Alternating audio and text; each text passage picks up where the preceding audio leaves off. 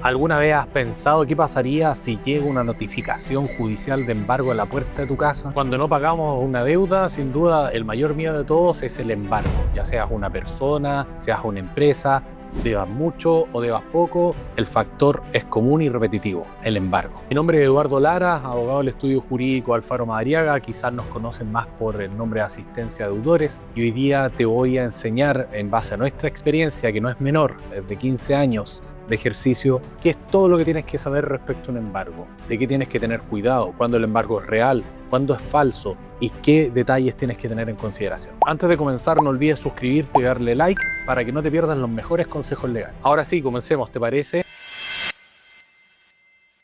El primero y más básico de todos, ¿cuándo pueden embargar? Por lo general, una persona cuando deja de pagar una deuda cree que al próximo mes le va a llegar un embargo, independiente del monto. O hay otro grupo de personas que cree que por deber poca plata, 800.000 pesos, 700.000 pesos, no lo van a demandar nunca. Bueno, en la práctica eso no es así, es el primer mito que quiero derribar. Para que se concrete un embargo deben haber una serie de etapas que no pueden faltar, entre las cuales está, por ejemplo, que dejes de pagar precisamente y que trámite de cobranza se agote en la vía extrajudicial. ¿Qué quiero decir con esta jerga legal? Que básicamente el ejecutivo de cobranza ya se dé cuenta y se dé por vencido de que no puede recuperar la plata que quedaste debiendo. Esa etapa puede durar desde que dejaste de pagar entre 3 a 4 meses. Finalmente, cuando se cumple esa etapa y ya tienes una mora superior a 90 días, lo que pasa es que esa cobranza se va al estudio jurídico que asesora a la entidad a la cual le debes el dinero, ya sea un banco, ya sea una casa comercial o sea la misma tesorería. Ese estudio jurídico o ese equipo legal de abogados tarda como 1 mes o 2 meses en presentar la demanda.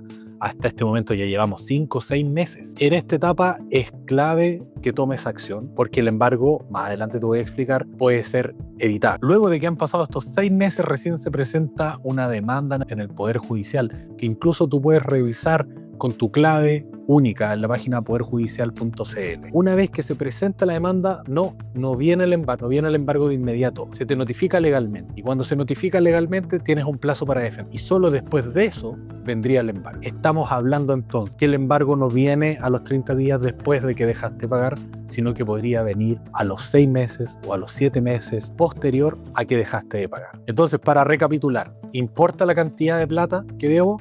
No, te pueden embargar igual.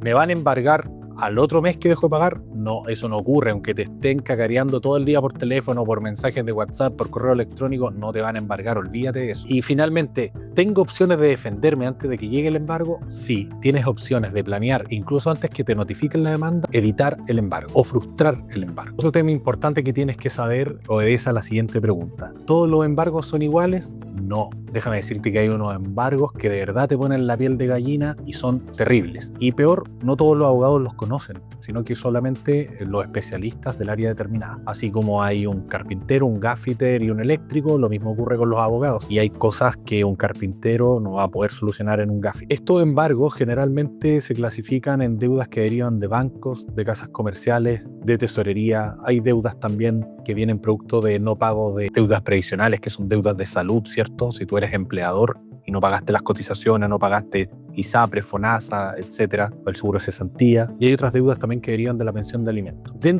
Vamos a comenzar de forma ordenada, dentro de las deudas de los bancos y de las casas comerciales, diríamos que el embargo de la casa comercial es el embargo más manejable, ya el que podemos tratar de evitar de forma legal, acogiéndote a un sistema y un beneficio que te permita hacerlo. Dentro de las deudas de los bancos, en este grupo de embargos, existen diferencias. Si tu deuda es de un consumo de un banco, el embargo es muy parecido a lo que pasa con una casa comercial, muy parecido a lo que puede pasar con una tarjeta de crédito, con una empresa del retail, es decir, se puede evitar, se puede manejar. Pero hay un tipo de embargo dentro de los bancos que está relacionado a tu crédito hipotecario, es decir, al dividendo. No pagaste el dividendo y te bloquearon la posibilidad de seguir pagando y el banco tomó la sartén por el mango. Ese embargo es súper complicado. Tienes que saber que la única forma de solucionarlo es pagando. No existen otras. Eso sí, las facilidades de pago se pueden entregar por un equipo especializado también de abogados. Esto es súper importante, la especialidad, la trayectoria. En este tipo de escenarios, principalmente lo que uno hace es ganar tiempo. Tu casa no la van a arrebatar. Si dejaste pagar los hipotecarios, te la van a embargar, sí, en un plazo de 6 meses también, como te dije anteriormente. En el primer ejemplo, la casa nosotros vamos a poder dilatar el remate, que es distinto al embargo. El remate se puede dilatar alrededor de 1 año o 2 años. Y en ese año o 2 años, lo que se puede hacer con una buena asesoría es negociar con el banco y juntar dinero. ¿Para qué? Para pagar y salir de esta deuda. Eso por un lado, las deudas del banco y las deudas del retail, de casas comerciales. Por otro lado están los embargos que son más graves y más delicados. Y ahí nos encontramos con embargos que están relacionados a la tesorería o a estas entidades de cobranza previsional, ¿cierto? A deudas de salud relacionadas con tus trabajadores y deudas de alimentos. Estas también se pueden subdividir de menor importancia a mayor importancia. Diríamos principalmente que las deudas de menor importancia en este sentido para los embargos son las deudas de cotizaciones previsionales o de salud y también las deudas de pensión de alimentos. ¿Por qué? Porque también requieren de un juicio que tarda mucho tiempo, tarda alrededor de 6 o 8 meses en llegar a un embargo y siempre se da el tiempo de alargar el juicio de parte de la defensa para que cuando llegue el embargo tengamos opción de negociar, tengamos opción de pagar la plata, porque sabemos muchas veces no se paga porque no se puede, no porque uno no quiera. Y finalmente nos encontramos con los embargos más delicados de todos y los más complicados, que son los embargos de la tesorería, los embargos de impuestos o créditos fiscales. ¿Por qué consideramos nosotros nuestra experiencia que son los más complicados? Bueno, porque no requieren de una autorización judicial. Para que ustedes entiendan, los organismos que cobran los impuestos o los créditos fiscales adeudados del Servicio de Impuestos Internos son los de la tesorería.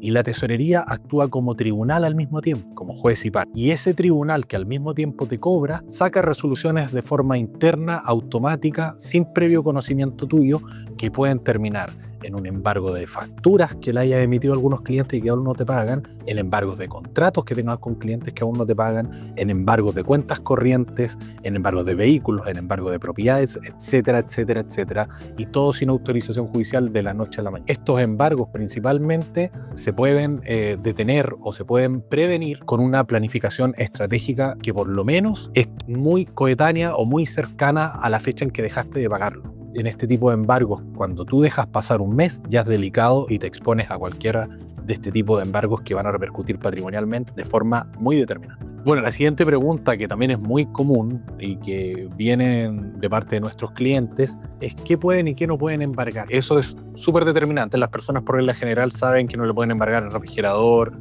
que no le pueden embargar la cama, ¿cierto? Que no le pueden embargar la cocina. Eso yo creo que lo sabe la mayoría de las personas. Pero algunas personas no saben, por ejemplo, que en un juicio con un banco o una casa comercial no te pueden embargar el sueldo, por ejemplo.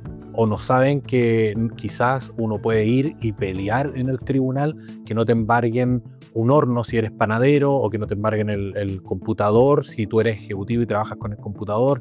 Son cosas que uno puede ir objetando y manipulando. Lo otro que las personas siempre me dicen también es que qué pasa si hay un auto ese día en el domicilio, cuando se hace el embargo. ¿Me lo van a embargar? ¿Se lo van a llevar? No. No pasa nada de eso. De hecho, si el auto no es tuyo, no se embarga. Los vehículos, las propiedades generalmente son embargables siempre que sean del deudor. Y se embargan a través de registros públicos. Es decir, tienen que ir al conservador de bienes raíces de una casa y verificar que la casa está a nombre del deudor y ahí recién embargar. Lo mismo ocurre con el auto en el registro de vehículos motorizados. Sobre este punto, bueno, hemos avanzado bastante, pero ustedes se preguntarán, ¿qué es el embargo en el fondo? ¿En qué consiste? Y el embargo es una limitación al dominio. Es básicamente que te digan, te van a tomar una parte de tu patrimonio, que puede ser una casa, puede ser un vehículo o alguna de las cosas que yo te he mencionado, pero que se limitan en cuanto a que no las puedes vender, que no las puedes sacar de tu patrimonio, porque si tú no pagas la deuda se paga con eso. El embargo no es remate, el embargo no es retiro del bien, el embargo es solo una anotación, una limitación. O sea, para aclarar este punto, te pueden embargar una cuenta corriente, te pueden embargar un auto, te pueden embargar una casa, te pueden embargar derechos de una herencia, derechos hereditarios, te pueden embargar las cosas que están dentro de tu casa, te pueden embargar, si es que estamos hablando de un tipo de deudas ya más delicada como las de la tesorería, todo lo relacionado a tu empresa, desde la facturación, los contratos, la devolución de impuestos, todo eso te lo pueden embargar. Sobre este punto también muchos de nuestros clientes nos dicen si por estar casados le van a embargar los bienes del cónyuge, de la pareja, No, eso no pasa, eso es teoría, pero que en la práctica en definitiva no ocurre. O otros clientes nos dicen qué ocurre también con la casa que yo vendí o el auto que yo vendí, voy a perder esa venta, voy a tener que devolver el dinero. No, tampoco, es algo que muy en teoría, quizá un estudiante de derecho que por ahí ustedes conozcan o un abogado que no es especialista les va a decir, cuidado, que por estar casado te pueden embargar la casa que está a nombre de tu marido o de tu señora. O te pueden decir también, oye, vendiste una casa, no, te va a quedar sin efecto, te la van a recuperar, te van a dejar sin efecto la compraventa. No, eso es pura teoría. Finalmente en la práctica no ocurre así, y a pesar de que técnicamente son bienes embargables, en la práctica son inembargables.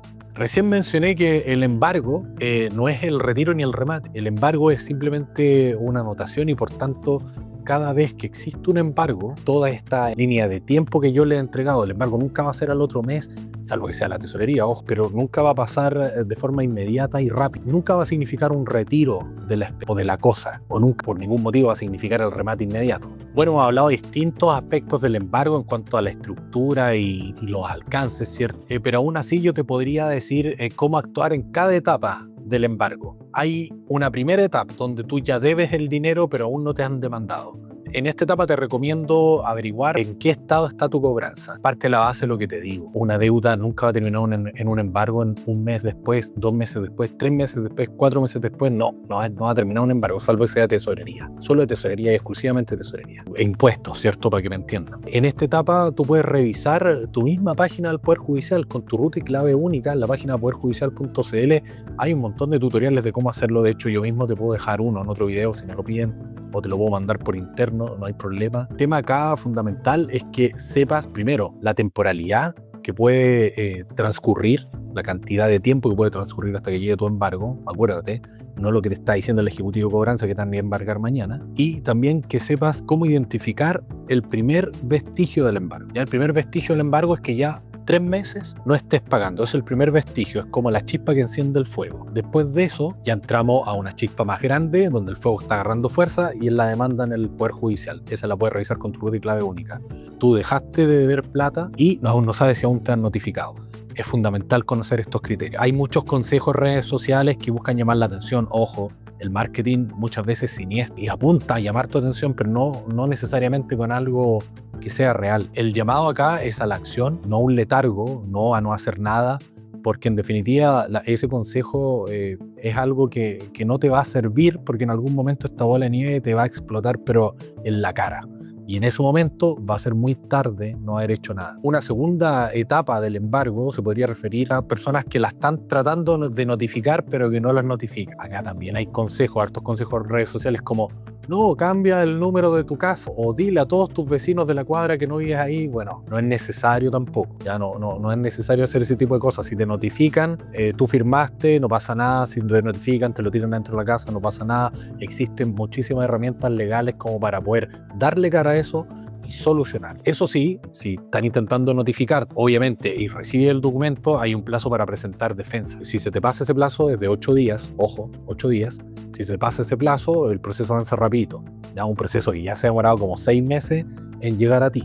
Ya, pero si no planificaste nada en esos 6 meses, puede terminar realmente mal. Pero un último llamado a la acción en la notificación de la demanda. Es como la última oportunidad antes de que termine mal el asunto. Y finalmente hay una tercera etapa, ya es que si ya estás demandado y estás notificado, y esa etapa ya es crítica. Ya si fuera un semáforo, yo diría que es de amarillo pasando a rojo. Es un stop así pero inminente. Porque si se te pasa el plazo 8 días, porque seguiste el consejo de no voy a hacer nada, lo mismo, o no tengo bienes, ya el que nada tiene, nada teme, en el fondo te va a repercutir igual a ti o a un tercero. Ya sea que no tengas nada, va a generar un problema en el domicilio, porque el embargo, básicamente, te explico acá, yo te dije que era una anotación, ¿cierto? Una limitación a tu facultad de vender esas cosas. A veces se cae en un error y se te embargan cosas que no son tuyas. Por ejemplo, la casa de tu mamá, un antiguo domicilio, la casa del abuelo, la casa del ex, o sea, esto de todo. Pero finalmente a lo que voy con esto es que el embargo puede llegar a ser súper traumático si no estás informado.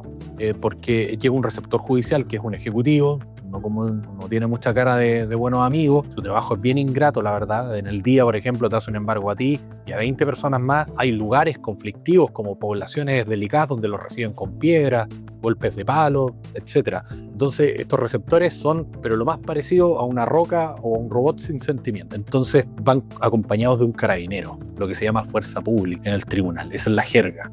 Y esta fuerza pública, un carabinero, te intimida bastante, te hace pensar que por deber plata cometiste un delito, que eres un criminal y que básicamente se van a llevar todo en ese mismo acto de tu casa. Despreocúpate de eso, porque como te digo, si tomamos acción y notificamos, respondemos la notificación, podemos manejar esa situación, te podemos advertir cuando van a ir, te podemos decir todo esto para que estés tranquilo y en definitiva tú recibir de forma más natural este trámite que es fuerte. Ahora, si no te notificas porque no hiciste nada, te dio lo mismo o se te olvidó, no lo sé, y te llega un embargo y sufriste todo este trauma ya de ver un carabinero, de que se involucren ahí en tu casa y te anoten, no sé, hasta el puff que tenías ahí en el suelo, hasta la alfombra del living, créeme que eso tiene mucho de impacto emocional, ¿ya? Eso es lo que busca el acreedor en este caso, impactarte emocionalmente para que tú pagues. Pero también desde el punto de vista legal tenemos muchas herramientas para aún así en esa etapa resolverlo, aunque no es el ideal porque de tener 5 defensas para resolverlo, finalmente nos quedamos con una sola. Antes de despedirme, quiero decirte que si te sentiste identificado con esta historia, hay soluciones legales que se pueden aplicar a tu caso. Si no existe esta solución para ti, pueden haber otras. Quédate tranquilo que no estás solo, hay solución. En las redes puedes encontrarnos como Asistencia de Autores Chiles. No olvides suscribirte y darle like a este contenido para que podamos llegar a más personas que necesiten salir de su deuda.